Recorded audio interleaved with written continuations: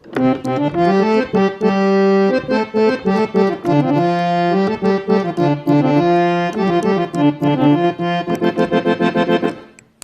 नमस्कार। आज हार्मोनियम क्लासको 16औं दिन। धेरै दिन भयो हार्मोनियम क्लास यत्तिकै स्किप भइरहेछ। म तपाईँको लागि भिडियो बनाउँछु भन्दा भन्दै कार्यव्यस्तताको कारणले बनाउनु पाइनँ। आज पनि एकदमै थकानले लखतरान पारेको छ, त्यही पनि तपाईँको लागि भिडियो बनाउँछु भनेर आएको छु। यो भिडियो बनाउन अलिअलि अल्छी लाग्नुको कारण चाहिँ तपाईँको लाइक कमेन्ट अलिकति कम आएछ। यसले चाहिँ उत्प्रेरणा कम गराएको छ। कसरी पाइन्छ भन्दा उत्प्रेरणा कि त पैसा आउनु पऱ्यो, पैसाले चाहिँ अलिकति उत्प्रेरणा दिन्थ्यो होला, किनभने लाइक कमेन्टले पनि अलिकति उत्प्रेरणा पाउँछ, मिल्छ। किन भन्दा मेरो भिडियो हेरेर धेरैले सिक्नु भएको छ, धेरैलाई मन पराएको छ, म बनाउँछु भन्ने हुन्छ। तसर्थ तपाईँको एक कमेन्टले चाहिँ, एक लाइकले चाहिँ अलिकति त्यसलाई उत्प्रेरित पार्छ, धेरैले सिक्न पाउनुहुन्छ। मैले भिडियो बनाउन अझै रहर लाग्छ भने कृपया तपाईँले तपाईँको तर्फबाट चाहिँ त्यति गरिदिनु होला। यो आग्रह हो, गर्न मन छैन भने यो कैतीलाई चाहिँ लाइक पनि गर्दिनँ भन्नुहुन्छ भने त के गर्न सक्यो होइन। ल आज हामीले म अस्ति नै बनाउँछु भनेको थिएँ यो भिडियो शिवरात्रिभन्दा अगाडि नै, तर विशेष कारणवश सकिनँ, आज चाहिँ बनाउँदैछु। आज हामीले शिव भजन सिक्दैछौँ। आउनुहोस्, ढिलो नगरिकन भजनमा गइहाल्यो। मोबाइलमा स्टोरेज कम छ, कम हुन फात्ती बन्द हुन सक्छ होइन। आउनुहोस् त सजिलो तरिकाले। यही भजन धेरै तरिकाले, शिव भजन मात्रै होइन अरू पनि मिलिहाल्छ। अनि हामीले यो आजसम्म सिकेको भिडियोलाई चाहिँ टाइमिङमा बजाउनको लागि म अर्को नेक्स्ट क्लासमा अब फेरि टाइमिङमा कसरी बजाउने भनेर तपाईँलाई सिकाउनेछु। आउनुहोस्, सिम्पल के छ? शिव शङ्कर भोला, शिव शङ्कर भोला, दर्शन दिन के होला बितैला यो झोला। यसमा सिक्दैछौँ। यी भिडियो बनाउन थालेपछि नाक खसखसाएर बसिखान सायद। अब आउनुहोस्, कसरी बजाउनु त? पहिला शिव शङ्कर सा सा रे, शिव शिव सा सा रे, है सा सा रे शिव भयो। शङ्कर म पद, शङ्कर म पद, दुईटालाई एकैचोटि बजाऊँ। शिव शङ्कर, शिव शङ्कर, शिव शङ्कर, फेरि के भयो? शिव शङ्कर सा सा रे म पद, सा सा रे म पद, शिव शङ्कर। मलाई लाग्छ सक्नुहुन्छ। शिव शङ्कर सक्नुभयो। अब आउनुहोस्, भोला। खासमा भोलालाई पध पध पनि बजाउँछन्, तर अझै मिठो, अझै गाउँदाखेरि पनि मजा आउने चाहिँ पध पसा भोला भोला। सबै बजाउँ। शिव शङ्कर भोला भोला, यसरी है। शिव शङ्कर भोला सा सा रे म पद म प सा। यसलाई चाहिँ हेर्नु होला, म लेखेर पनि राखिदिन्छु, तपाईँलाई थाहा छँदैछ। अब यही शिव शङ्कर भोला दोस्रोचोटि भन्दा अलिक फरक तरिकाले भनेको छ। अब दोस्रोचोटि के भन्छ? शिव शङ्कर भोला, शिव शङ्कर भोला भन्छ नि त। आउनुहोस् त, अब कसरी है? शिव प सा, माफ गर्नु होला, ध ध सा, शिव ध ध सा, शिव ध ध सा। आयो तपाईँलाई?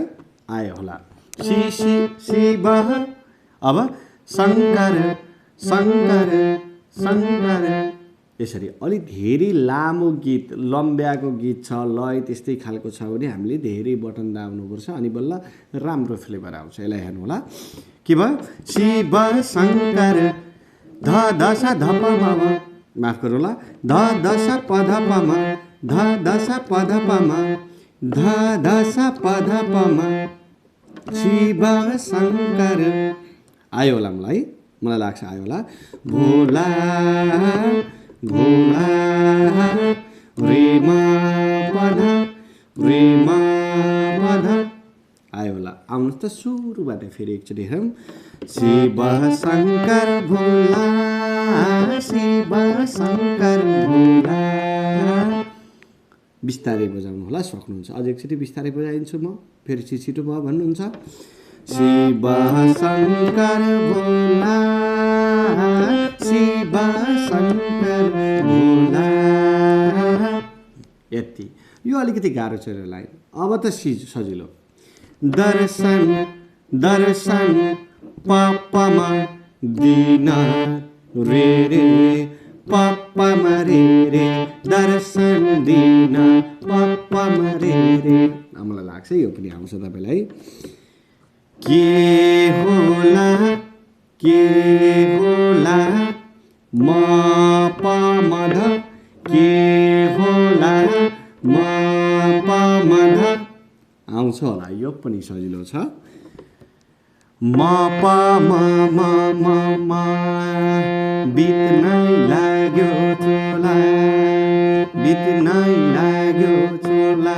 तल्लो लाइन एकचोटि सर्र सबै भनौँ। दर्शन दिन के होला बित्नै लाग्यो चोला। यो चाहिँ सजिलो छ तलको, सुरुबाट सबै भ्याउँ त। शिव शङ्कर भोला शिव शङ्कर भोला दर्शन दिन के होला बित्नै लाग्यो चोला। अब यो मलाई लाग्छ तपाईँलाई आउँछ होला, स्किप गरी भिडियो अगाडि ल्याइ यसो हेर्नु होला, आउँछ। यसै सँगसँगै अरू गीतहरू पनि मिल्छ मजाले। राम भन न श्याम भन न वृन्दावनमा मुरली बजे घन न, यो पनि मिल्यो। जानी कहाँ होला उनै रामलाई थाहा होला जानी कहाँ होला, यो पनि मिल्छ। मैले लेखेको र आफूले बजाएको अलिकति फरक हुनसक्छ, किन भन्दा मैले आफूले हात चाहिँ फेर्र चलाउँछु अनि मेरो बानी त्यतै परेको छ, धेरै बटनहरू दाब्ने बानी परेको छ। तपाईँलाई चाहिँ अलिकति गाह्रो हुनसक्छ। यसै गरी सिक्नु होला शिवशङ्कर भोला, शिव भजनहरू धेरै आउँछ। अरू 2-3टा भजनहरू एक्स्ट्रा लेखेर म राखिदिनेछु, तपाईँले प्र्याक्टिस गर्न सक्नुहुन्छ। समस्या कहाँ पऱ्यो कृपया मलाई लेखेर बताइदिनु होला, अनि बल्ल म तपाईँका ती समस्याहरू समाधान गर्ने प्रयत्न गर्न पाउँछु। होइन भने त थाहै छैन तपाईँलाई समस्या के छ, होइन। मेरो समस्या साह्रै थकै लाग्छ।